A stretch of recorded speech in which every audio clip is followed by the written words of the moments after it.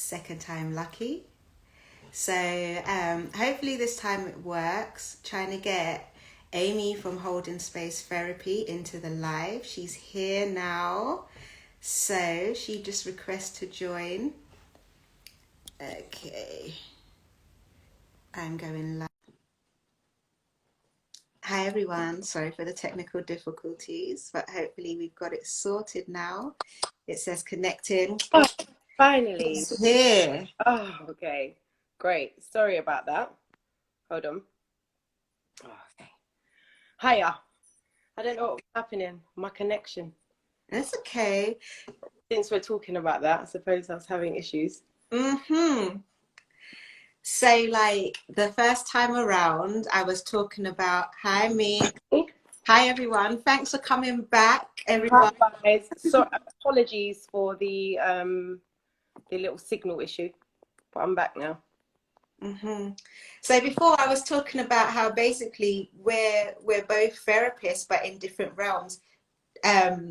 Me in the spiritual realm, you in the like I guess emotional and mental realm, and how the two modalities intersect, how there's so many similarities, and how you don't have to pick one or the other. No, you don't. Luckily, you can have them coinciding together.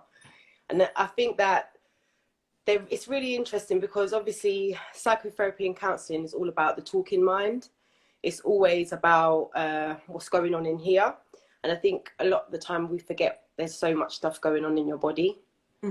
And that's where you come in. And then there's the whole soul connection as well. And it's the connection between your mind and your body, basically. And I think a lot of the times when we're working on our healing, we separate those things, but it's actually about bringing them together, like integrating that. So, yeah.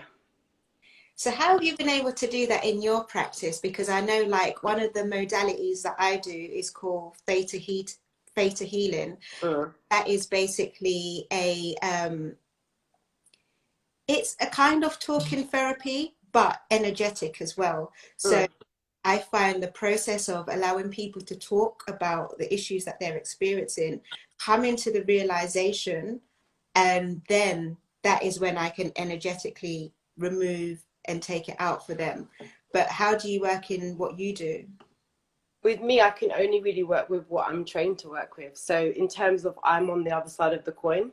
So it's about, realistically, talking therapy is about giving an example in action of a healthy, safe relationship. So that might be building trust, working on having healthy boundaries, working on yourself, but doing that with someone. A lot of people that come to therapy, they might not necessarily have had that example. And that's what it's about, learning to kind of process, talk about your feelings without judgment, talk about your feelings without fear of hurting someone else.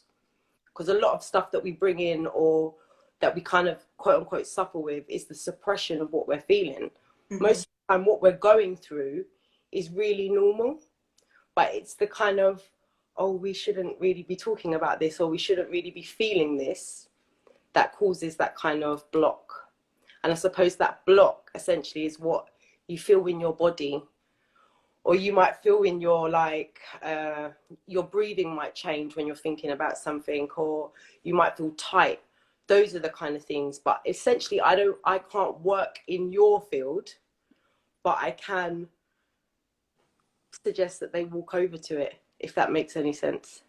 Yeah, because one of the things like I wanted to speak to you about your experience as a therapist, because I guess the main difference I'd say about the way that we work is people come to me and they think it's like this mystical spiritual thing, and they think I'm just going to go hocus pocus, you're better kind of thing. And it's like, it's not like that. There is the work involved in like no matter what modality you pick. Definitely. And it is a process. And I know it sounds so cliche to say, trust your process and have patience and all those kind of things, but it is very true. It's a process. You're going through something. it's not about erasing what's happened to you or erasing the feeling that you're having. It's about having a different relationship with it. I mean, that you segregate parts of yourself off, and really therapy and the healing journey is about integrating those parts together. We don't want to banish the quote unquote negative feelings or those bad things about you. We need to integrate them because you are a whole person.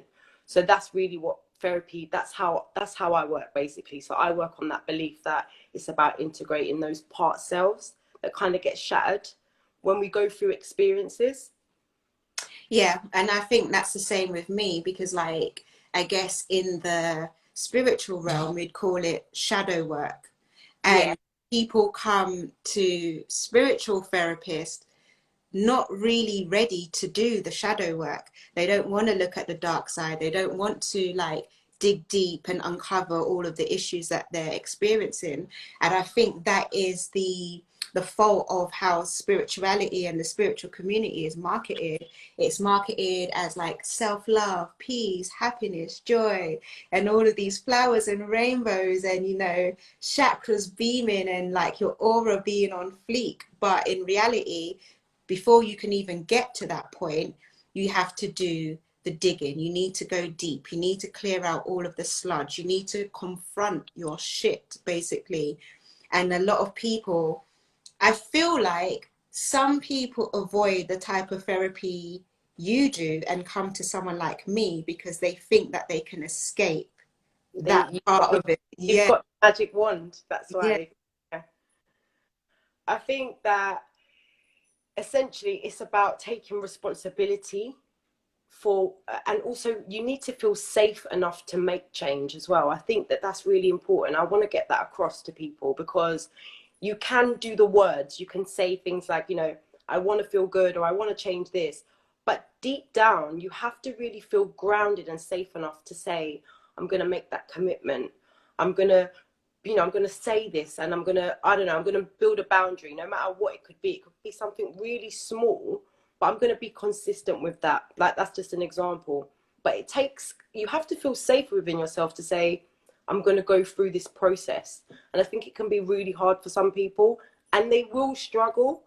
We all struggle when we're trying to do something different or we're trying to have some kind of change happen, you know, and nothing happens overnight. And it's about almost, you, it's almost like you're saying to yourself, like, you go into the gym, for example, yeah, like you want that six pack, you know, you're not going to get it in a month or a week, but you have to keep going, you have to be consistent. And it's just the same with your emotional resilience, your mental resilience, learning something new, learning a new way of being. It's not going to be easy, especially if you've been doing something for a long period of time. I agree. And it's like one of the things, a conversation that I was having with someone the other day made me realize that a lot of people, they do the words, but they don't do the work, if that makes sense. So like they do, like, I love myself, I do self-love. But then when you really break that down, what does that even actually mean? Yeah. And I feel like a lot of people, that trips them up on their healing journey because there's all of these buzzwords and catchphrases about what you're supposed to feel like and be doing and look like if you're quote unquote healed. And because that doesn't always materialize in a way that resonates with someone, in a way that they can, I found that sometimes if people can't exemplify something in a way that means something to other people, they feel like they haven't made any progress. But it's like, really, sometimes it's the stuff that's happening inside that you Yeah. can't, it's not tangible, you can't explain to anyone. Most of the change you won't see. Mm. Other people won't see it either straight away. And that is something that people should really like understand. It's those little things that are going to be, you know, noticeable to just you. You're going to notice. Most people won't see the work that goes into kind of building a new self, or unlearning something that's been quite negative for you, or forgiving yourself. Because I think we hold so many grudges with ourselves as well. We say that we don't, you know, you can say you love yourself, like you said, but when you actually really do that digging, or you're in a long-term therapy, you realize, wow, I'm harsh. like I'm harsh on myself. I hold myself to a certain standard that maybe I would never expect from someone else. And we hold ourselves back sometimes. We hold grudges with ourselves, and it can stop our healing. So what does like in your field, what is like a successful healing? What does that look like? For me, personally, it's about awareness. Mm-hmm. So when someone can actually have an awareness of what is happening to them, or an awareness of what's happened or the situation, that to me is change. That to me is healing. Because I think a lot of people, a lot of the time, we walk around in an unawareness. These things are happening to me and I don't know why. This is always happening to me. I'm not sure of how it's happening, but somehow you're always the common denominator in the situation.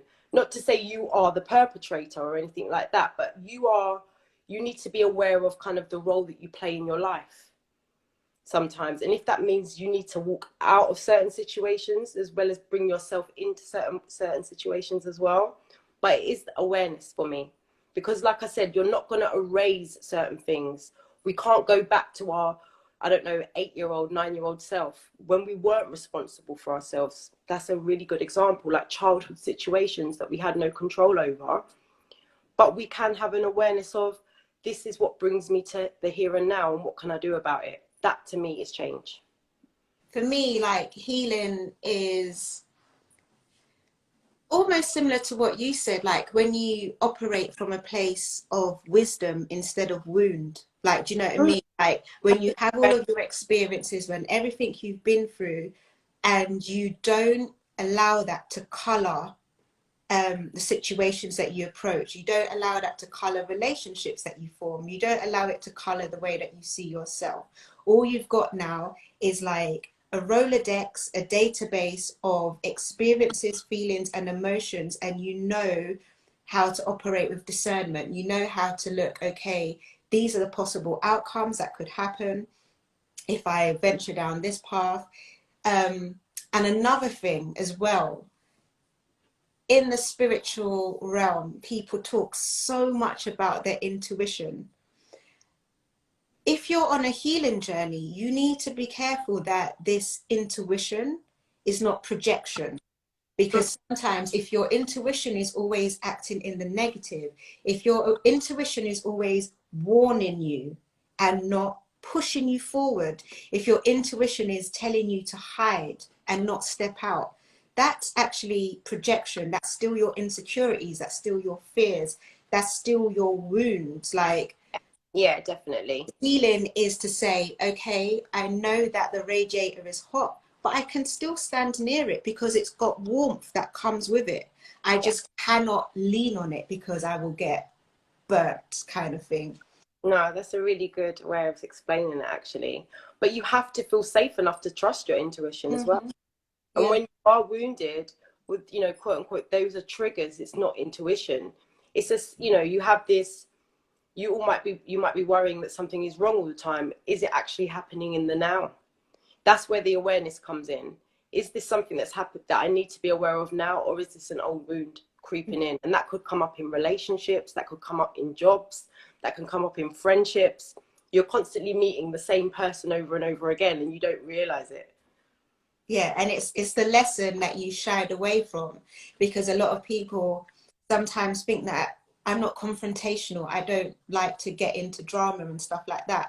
But in not confronting a situation, what you're actually doing is you're hiding yourself from your lesson. And like you said, you're putting yourself back on that Ferris wheel where you have to like go through the same thing over and over and over again until you realize, actually, this is my stop. This is where I get off. And I'm confident enough to say, conductor, please, ding, ding, let me off now But at you're right. my destination. You use the right word, confident enough. And that takes, you have to build confidence. And I suppose you have to do that with consistency. Mm-hmm. And I think like we don't want to get rid, you're not going to like suddenly just be protected from life's experiences either. That's not what the healing journey is about. You're not going to suddenly just be like, everything goes well for me and I never feel sad and I'm never going to have a problem. It's about building that resilience, building that understanding of yourself, that you know that you can experience something but it won't be the end of you. Yeah. I think that's important. You're a human being. You have these feelings for a reason. You know, if something happens to you and you're overwhelmed, that's a natural response. You are supposed to have that. You know, I'd actually be more concerned if somebody was happy all the time. Though, you know, those are the kind of things you'd be like, okay, that's not human. You have to have this kind of rainbow or this spectrum of feelings and emotions. But it's when you get stuck in certain ones that it can be a problem for you. What would you say like healing is? Because like one of the things that I feel like is that people believe that if you're healed, Yeah, like definitely. like you are totally over a situation. And it's like I'm a practitioner as well as a human being, and so I've done my own healing journey that I'm still on. Mhm. And like I describe it like this, yeah. You can you look at this lighter and then you feel like you've come to terms with the fact that it says this. So you pack it away and then you forget about it. Something else happens in life that triggers you. And now all of a sudden you realize this is the same lighter, it's the same issue, but now I realize this bit exists Mhm. through this now. And now I see this part. And in life, you're always going to revisit the same thing, because you can only peel back the layer that your soul, your mind, and your heart is ready to accept at that moment, where you have the knowledge to deal with it. And if you're working with a practitioner, whether that be someone like in your field or my field, like I believe that each person has a key to unlock a part of you. Do you know what I mean? So you Mm. can go to a practitioner and this person can unlock this because they've got that specific knowledge for what you need right now. Yeah. But then later down in your journey, you'll come across someone else, friend or foe, that will make Yeah. you revisit that situation again.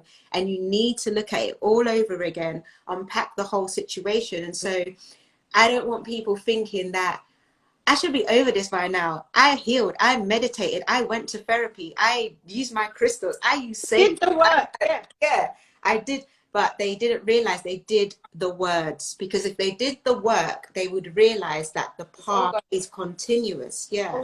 Yeah, it's ongoing, and it would be foolish of you to think you're complete. You Mm-hmm. know, that's why we are growing constantly. That's why, you know, if we was to just be complete, we might as well just drop down. We finished the journey. So it is an ongoing thing. And I think one of the things that get people frustrated is the shoulds.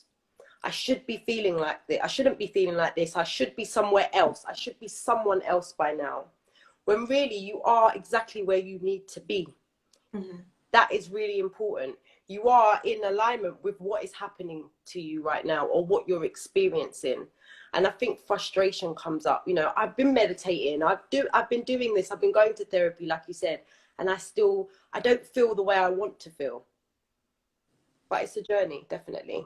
It's because of the externalization that a lot of people do, because they believe that I do these things and then it's gone. But they don't realize that, like you said before, it's about the integration. If you're doing all of these modalities, but you're not learning the lesson, like it really is the way how the universe works, God works, source, however you like to call it, you'll get a tap on your shoulder. Then you get a rev in your head. And then if you're not listening, you'll get a box in your face. Like you will keep getting the same thing over and over, and it gets progressively and progressively worse. And your emotions get dented by having to go through the same thing over and over and over again. And that's what pulls you lower and lower and lower. So your goal is really to transcend. Like your goal is to like learn, Move move or to up. be able to move down to go back up again as Yeah. well. It's like, you know, it's like playing a computer game. And that's what people need to realize. You play a computer game and you clock each level. And sometimes, you know, you need to go back because actually you didn't realize that there was a secret hidden room where you could get like something that would let you power up for the next level. So you go back down there to get it. But that's how it is. What do you think about people in your care that you're holding space for when they decide to check out of therapy? Like, when do you think is the right time for someone to check out? Well, the first answer that comes to mind is when they want to, because it's their autonomy. Mm-hmm. And even if I personally don't think it's the right decision for them, they're using their autonomy, and that's something that I advocate. So if you feel that you need to go, then that's the best decision for you. But I think it does coincide with what you say about realizing that it's a journey. And sometimes, as a therapist, I'm just part of that journey. I'm not the whole journey. I'm not the journey. That's your thing. So there has to be a time where you're going to say, I'm going to go this alone. I don't know in what aspect that could mean. It could mean something for different people. They might want to move on to something else, explore different ways to kind of tend to their mental and emotional health. They could come to you. They could do something else. But I think it's about the awareness. Setting goals is really important as well. Be flexible. They might change. Be willing to kind of be flexible with those goals. But goals are important because you can look back and say, am I on the right path? Am I getting what I want out of this? Especially in like the relationship between therapist and client, it has to work for any change to take place. So even if it's a case of this isn't working for me because we're not working, then I'm more than happy for a client to go, because obviously I don't need to keep you. The whole point is that you wanna create some change, and if that means you need to go somewhere else, then that's fine. For me, like, having been through therapies in like the spiritual realm and even like your realm, I kind of feel like if you are in therapy and you think it's time for you to go, you should probably have 2 or 3 more sessions. And the reason why I say this is because people treat therapy like antibiotics. Like, as soon as like the symptom goes, the rash, the boil, the whatever, they think I'm good now, I'll stop. But actually what that is that you've just scratched the surface, and you could probably do yourself some good by Mm. just digging a little bit more, just to make sure there's nothing residual left over. Similarly, ask yourself why you're checking out, because sometimes it's like when it gets too deep, if you didn't think that you would Yeah. have to look and Mm. work on your shit, you Mm. can't just say like, oh, to fix me I need to like look at me. No thanks. Yeah. Like, so And that can be really hard for people, and it might take a few times. Like it might take a few, mm, the person might leave and then they might think, actually, I'll go back in now. Like it's not always going to be like, yeah, like that.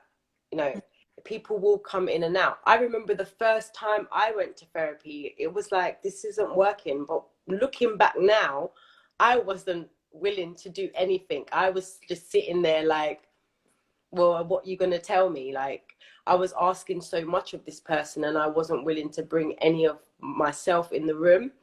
So that does happen.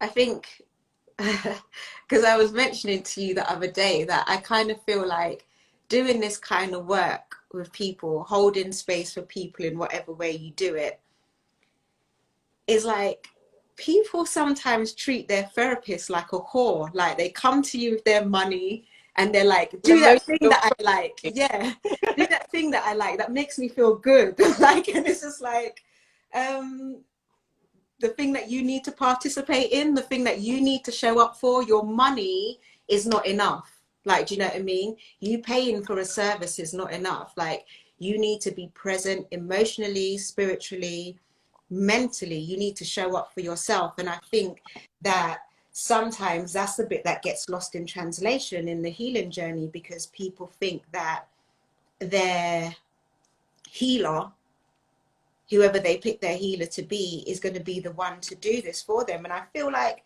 some people get really disappointed when they realize that actually the work needs to But I be. think people get really disappointed because it's interesting when you say the healer, because essentially the healer is you're the client. That's the person who has the power. Mm. Me as the therapist, you as the spiritual healer, yeah, you have the skills, I have the training, but I cannot do for you what you need to do it for yourself. I'm Mhm. facilitating a space to make it possible, but it's you that has the power. And a lot of people don't think they have the power, and that is where they're stuck, because they don't have that. They don't believe that they have that within them, and they do. That's what I've found, like with everyone that I've worked with, it doesn't matter what they present as, what they say their issue is. I know now the issue is never ever the issue.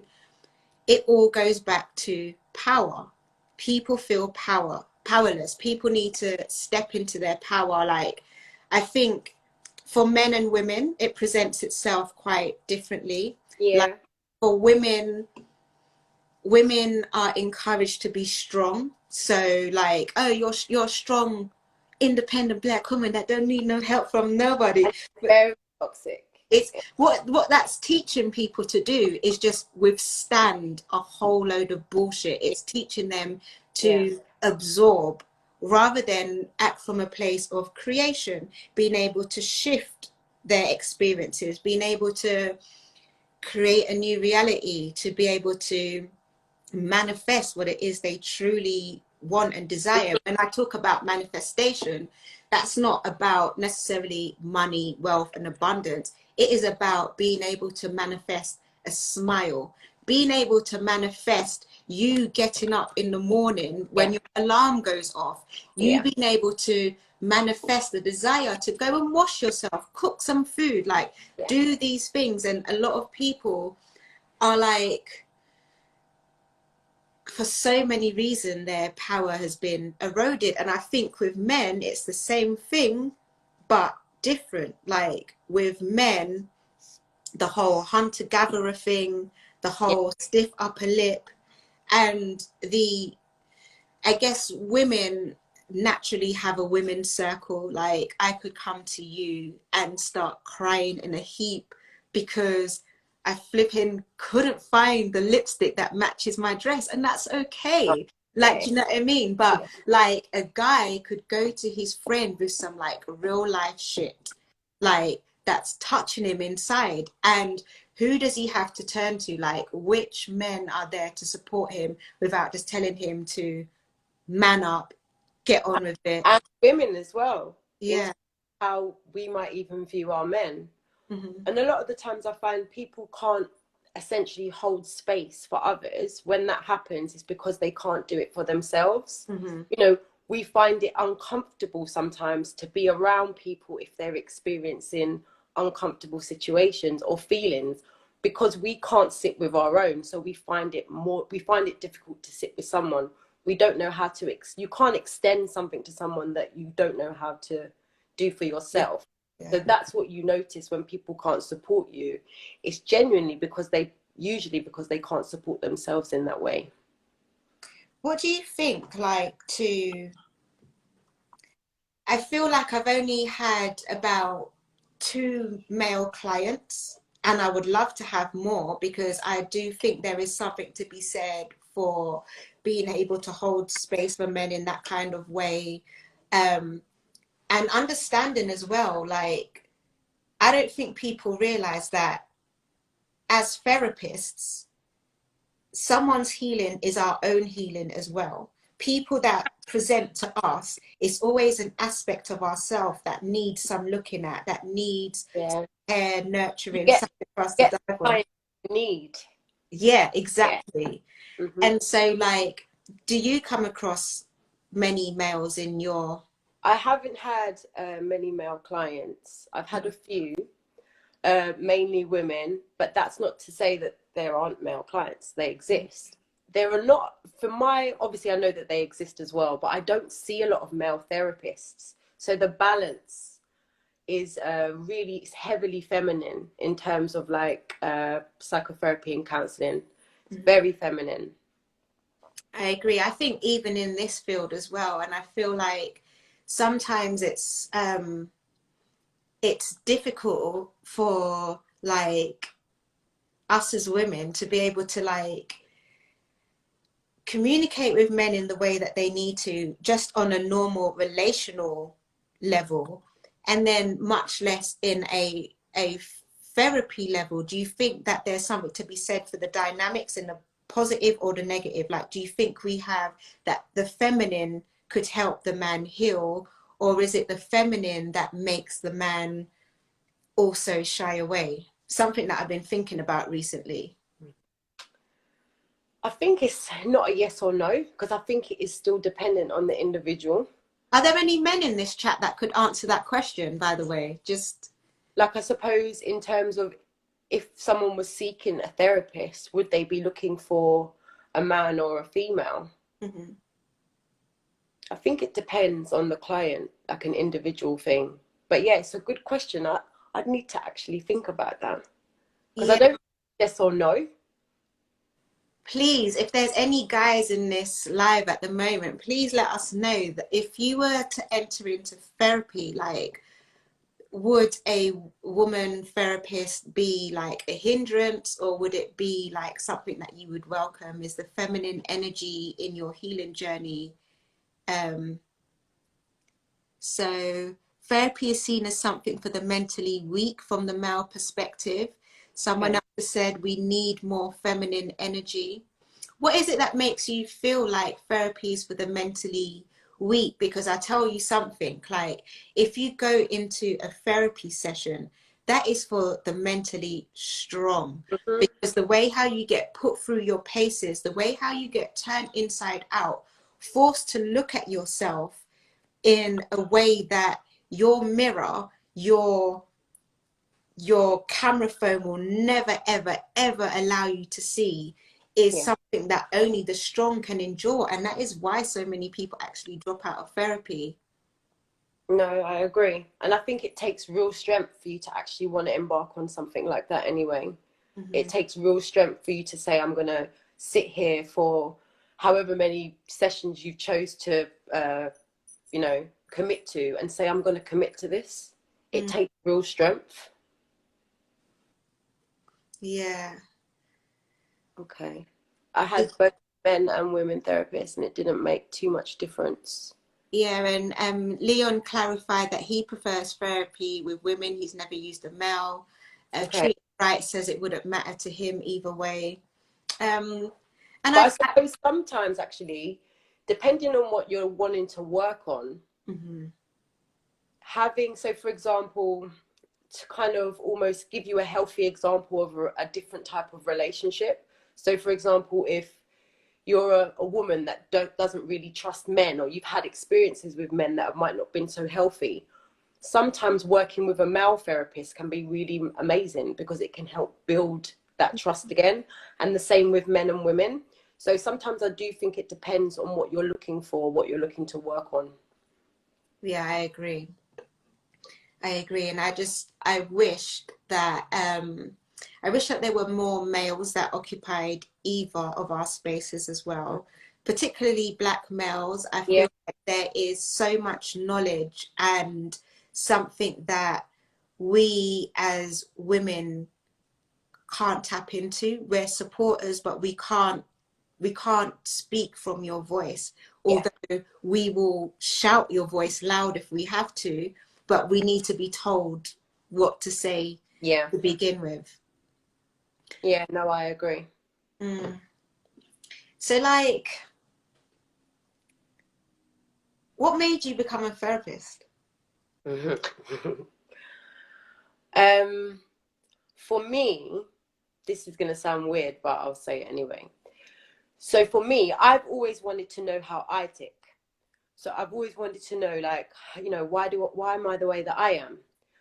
So because I was embarrassed, maybe, or shy, or maybe even feeling a bit insecure or scared, I didn't want to go to therapy, because then again, there's all the assumptions that I had around therapy. I don't want to go. So I was like, okay, what if I just like see what this course is like, because maybe I can get the information for myself, like be a detective. I'll go in. It felt easier at, when I first started studying all them years ago, like, oh, I'll say I'm studying it, and then I won't have to do it. And then then it started to change me, because I realized that the first client that you have is yourself. And obviously when I first started studying, it was just to dip my foot in. It wasn't to become a therapist. It wasn't, I wasn't going to go into qualification. I just wanted to know what it was like.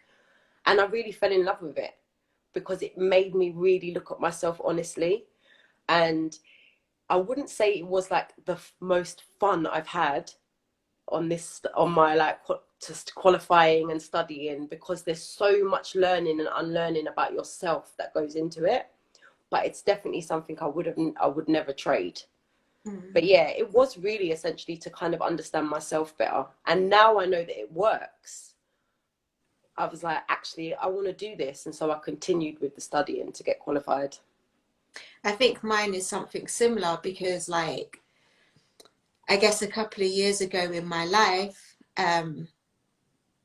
it was just like broken essentially. And I had to employ all of these methods to build myself back up, to find myself, to like not only become the person that I used to be, but become the person I want to be. Like, you know what I mean? It was like building a foundation and then trying to put the roof on top as well. And like you said, it worked. It worked so much that I realized as time went on, like, this is actually a cheat code that you can't just keep to yourself, kind of thing. Like, this is something that I would like to pass on to others, because I know how much it helps. Like, and aside from all the others, I could say all of the stuff like, I've always had this calling from when I was a child. I used to see, no, I can't hear things and da da da da da. But I guess there's also an element of that that's true as well, because I used to try and suppress so much things that used to happen. Like when I was younger, like experiences that I had, I was like, I don't think I really want any of this, like I don't want to see things. I don't want to hear things. I don't want to be able to like do these kind of things. But then I guess being an advocate for stepping into your power, whatever your power is, you have to be in yourself fully. You can't be yourself half measures and expect in some ways to really live the life that you want to live. I think a lot of our problems is keeping ourselves small. Yeah. And I think if you can kind of coincide that keeping ourselves small, kind of, it can equal to safe, keeping ourselves safe. Because when you're big, you're exposed, or when you're stepping into your power, that takes a lot of confidence, and there is risk to that. And so sometimes being small is safe to people as well. And it's about knowing that you can be safe and be in your power. You don't have to stay small to be safe. And that is a lot of times experiences condition us to think we need to hide, we need to be small. Because when I've done this before, or I've stepped out, it hasn't worked. I think that's particularly true of like women, Black women especially, Black men, that if you have something to say, it can be seen as like stirring the pot, being noisy, aggressive. Sometimes even standing up for yourself can come across as aggressive, especially if you have to navigate a workspace and stuff like that. So people really get used to like shrinking themselves. But not understanding that is like the ripple effect that has in the rest of your life is like incomprehensible until it's too late, like. And then when people start going on their healing journey and unpacking stuff, they realize actually it's because I kept myself so small. I wasn't in myself. Man says that he feels safe when small. That's really common. Yeah, very common. like in saying that, like me and Amy, she won't mind me saying this, Oh, well, no. We, but it's this whole keeping yourself small thing. We've had like talks, like revving ourselves up to even do this live, I knowing know. what our future plans are, knowing the trajectory that we want for our own life, but also the lives that we want to touch, and knowing that you cannot do that in the shadows. You Mm. cannot do that being like so small. Holly says she sometimes feels like it feels like a threat to shine. If I'm not a threat, no one will attack me, and this is what it is. Yeah, Maybe our next live should be about this, like really just doing a deep dive yeah, on this topic, you know. yeah. So like let us know, guys, if you'd be interested in us like exploring this area a little bit more about being in your full size, and we can talk about it from a therapeutic point of view and a Hmm. spiritual point of view about, you know, your soul. It lives within your body, but it also is not confined to these skin and bones. Do you know Yeah. what I mean? And when you're shrinking yourself, you're shrinking your soul, you're shrinking your spirit, you're dimming your light. And then, you know, you walk through life and then you wonder why I feel so invisible. No one's looking But at me. but it becomes a cycle because you Yeah. feel shame about that now. So now you're holding yourself in a really negative space. You know, for example, you didn't have the confidence, or you didn't have the you didn't feel that you were powerful enough to execute something, and now you didn't do it, so now you feel bad. Yeah. So not only have you got that sitting there, but you've piled on self-hatred on top of it. So Mhm. you've made yourself even smaller now. I experienced that a lot. So for me, this year was actually my do or die year. Like because Hmm. so many times I felt like I missed the boat. So many times like I felt like I can't put myself out there. Like even, you know, so just to put it into context, like being someone that is saying I can be a therapist, spiritual Oh, therapist for yeah. others, I still have my own shit. Like I still when I'm posting pictures, go to my Instagram after, guys. There's probably only about 3 or 4 things of me because I still have this thing of like fear of being seen. And it's Same. like, what is that? I'm not Same. ashamed of what I look like. I don't, it's not an issue of like, I wish I could change this or I wish I could change that. It is just about being out there in the world. And what can you accomplish by being small? Nothing. Manaman says, a lot of what you said, I've been through and have a deep understanding. I've been in my power, but I feel scared at times. You know what? Oh, she's gone. I'll just keep talking to you guys for a little bit. Um, from a spiritual point of view, um, sometimes it's what could have happened in your past life. We still have things like our ancestors' DNA flows fully in us, and sometimes there's an energetic imprint about things that have happened ancestrally that make us feel scared about stepping out, being in our power, because ancestrally that is dangerous for us. But sometimes it's even past life stuff. I know for some people that might be a bit too woo woo for them, but some people experience things. No, it's true. Some people experience things in this life and they can't trace it back Yeah. to what actually happened in my life that would make me do this. How can Yeah. I actually even, what is this? Because it didn't happen in this life. It's not even yours. It's ancestral. It's on a DNA level. It's from a past life.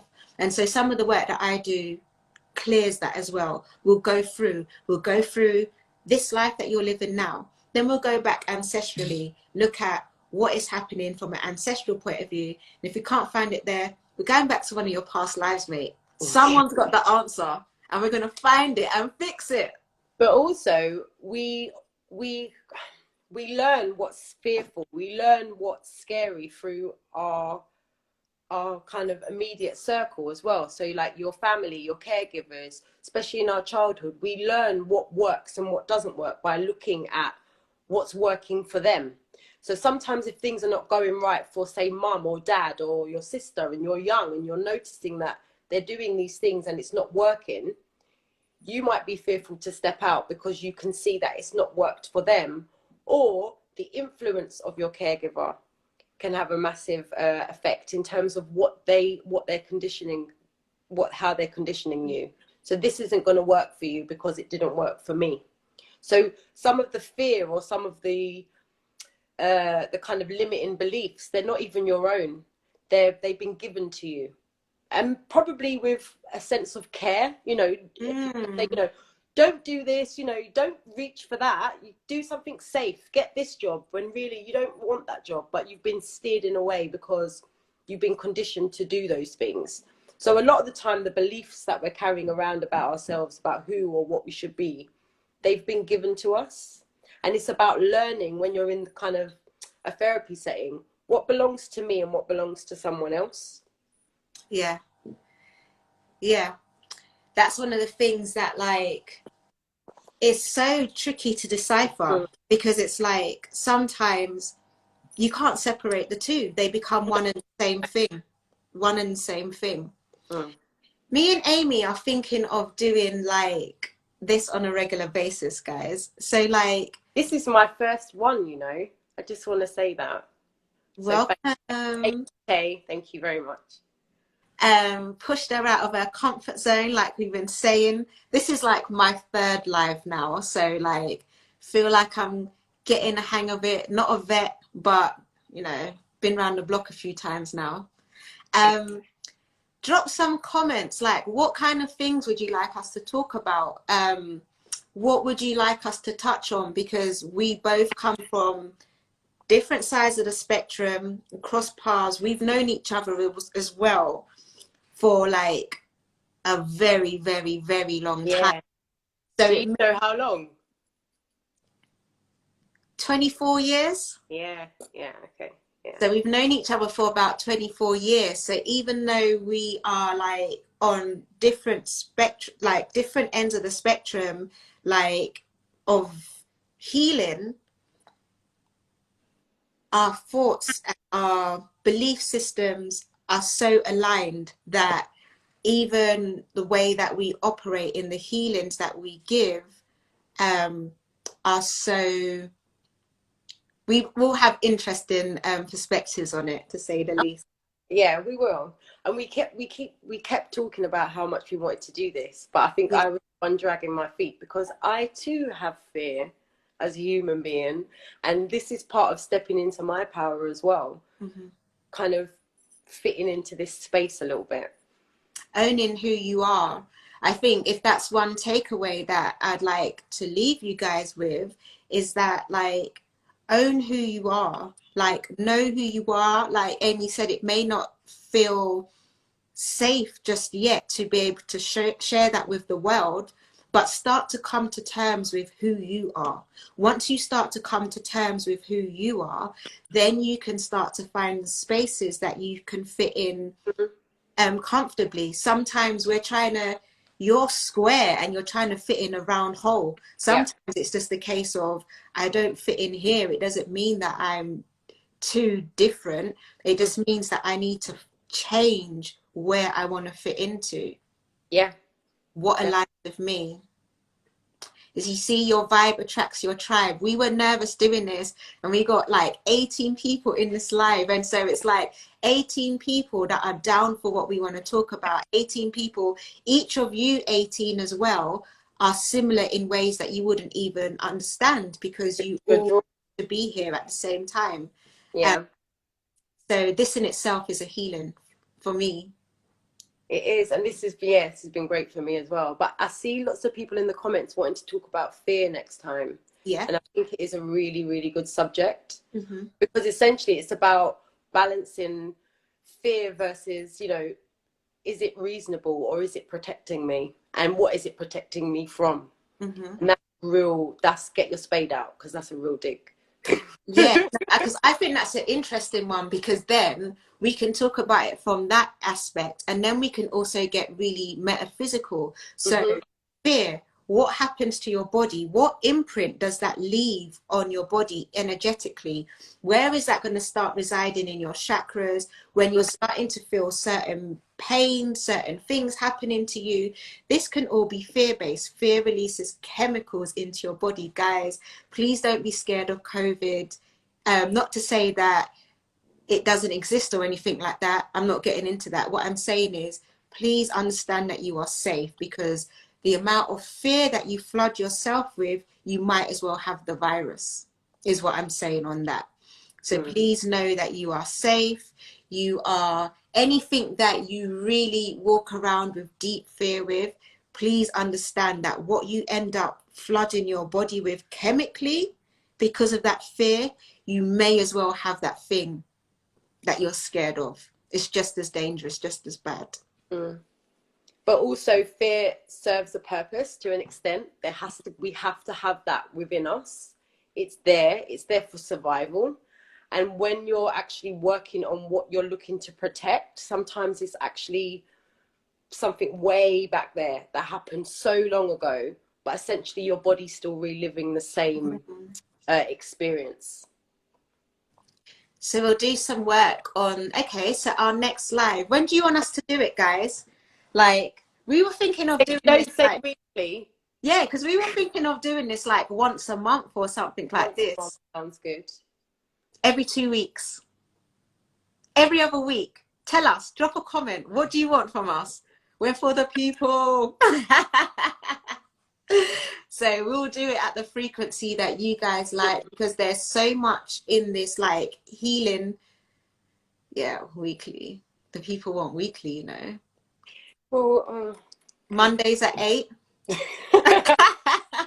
Fortnightly. Okay, we'll do this fortnightly. Yeah. And then we'll do, just hit us up, DM us and let us know, like, if you have a topic that you want us to explore, DM either one of us. If you don't follow both of us already, follow us both. DM us, let us know, hey, can you do like a look into this for us? Can you talk about this? And then we'll explore it and we'll just give you our perspectives. It's going to be like, what I like about everyone that's in this live is that you guys have really interacted. It will be like a nice, dope little community that we can get going here. Yeah. Like really sharing with friends and like sharing. I know that we're talking, but the more you guys speak in the comments as well, you're also sharing your wisdom. Sometimes there are things that we don't know, that we haven't touched on, that we can amplify your voice, say, and share it with the rest and explore it a little bit deeper. This has been so healing. Oh, thanks, Bella Makeup. So, like, anything else you want to say? Any questions you want to ask us, guys, before this live? Probably will cut off soon, you know. What do they give you nowadays? An hour. It's an hour, isn't it? And it just cuts off automatically. Yeah. Any questions before we go? Yeah. No. No. Well, so the next one, not next Monday, the Monday after, guys. How much for a session? So Amy, what do you charge for your sessions? 65. Tashana wants to know. It's never too late to be a therapist. Ever. Never, ever. Always retrain. Always retraining. Like, for me, I'm a firm believer, actually. Personally, for me, every year I do a course. I always do a course. I have to, as part of my kind of ethical practice. I have to constantly be developing. But I mean, just even in terms of personal development, I've done like random things, like learn how to do candles, ring making, learn how to do this, learn how to do that. It's never too late to upskill yourself. Consistent self-development is a good practice to get into. Never feel like you're the finished article. And if you've found something that you can hone in on, like Amy said, as part of your like professional development, keep going, keep learning, keep uncovering new things. You meet so many people as well, and you unlock new layers of yourself. And it's something that's just for you, because sometimes I feel like as well, we get too into being with our friends, being with our family members, that we end up sometimes going for other people's rides. Like, do you know what I mean? We go on some journey.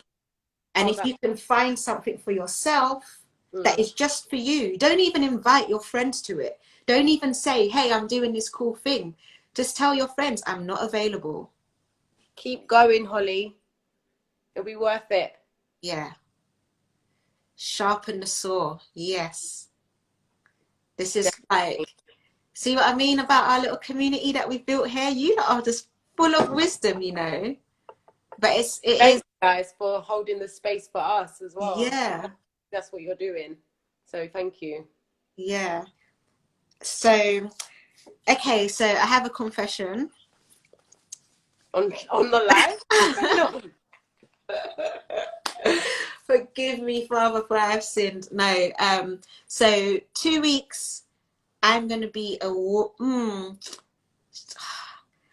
I'm flying out. I'll come back though. Maybe I'll come back on Monday. Oh my God. Maybe I'll come back with my like renewed wisdom from being on a plane. I'll meditate my mask about fear. What is fear? What can I tell these people about fear? Actually, yeah, that's what's going to happen. No, I'm really looking forward to the next one, actually, because there's a lot I can say on this one. And definitely. Do you know what? Do you know what's going to be so dope, guys? We didn't mention, but today is full moon. That's why the energy has been so amplified. That's why you've all been in touch with your emotions and stuff like that. So if you're into crystals, charge your crystals. I recommend everyone practice some gratitude when they come off of this live. Just be thankful for everything. The moon is full. So this is when the energy is at its highest.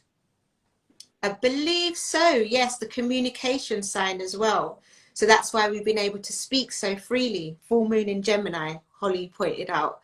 2 weeks time is going to be new moon. Ooh.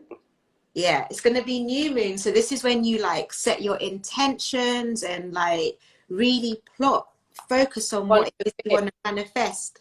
Good one to talk about fear then. Yeah, so we can talk about fear, and then you will be able to go away in a space where you can like really think about how you want to manifest the life that you want to live that's fear-free after that. So please follow us both. Yeah. Hit us up as well. Keep in touch with us, because as you can see, we're little chatterboxes and stuff like that. We'll be happy to have the conversations with you. Like the things that you bring to us will help sharpen our skills as well. Let us know that this is actually like the vibe that's happening, that I always find there's kind of like a string that runs through everything and everyone.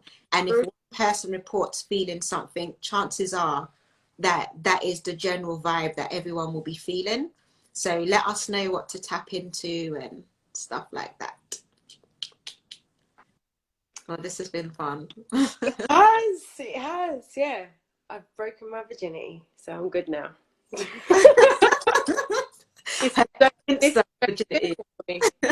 Yeah, but I'm glad I did it, and I'm so glad that I've been received really well. Nice to see all the lovely things in the comments. So yeah, and I'm definitely looking forward to the next one. I told you you'd be received. The red lipstick. So on the 14th, guys, we'll see you at 8 p.m. We'll do like another flyer like what we did this time. It will be based on fear. Yeah. We'll get it again. Okay. Thanks, guys.